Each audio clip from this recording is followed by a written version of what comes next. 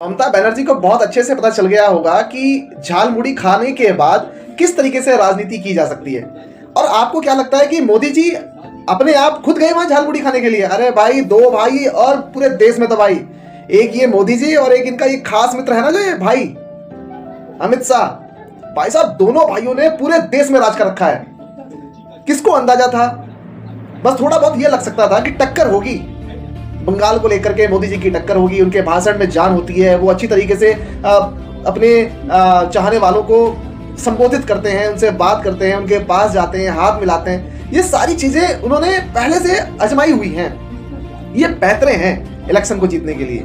लेकिन ममता बनर्जी बहुत अच्छे से जान गई कि झालमुड़ी महंगी पड़ी है, बंगाल में नहीं बेचनी चाहिए थी। और कहां से वोट आ सकता है, क्या कहना है।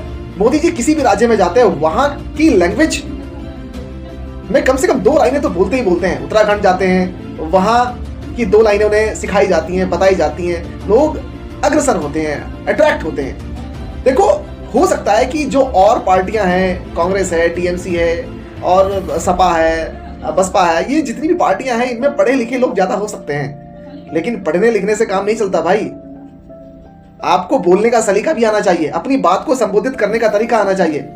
और अगर बंगाल जीतना है तो झालमुड़ी खानी भी आनी चाहिए।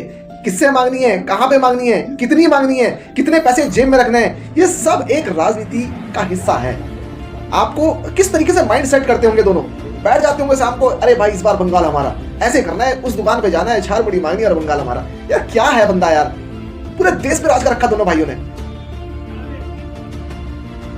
आज जब भाजपा जीती है, जब भाजपा जीती है,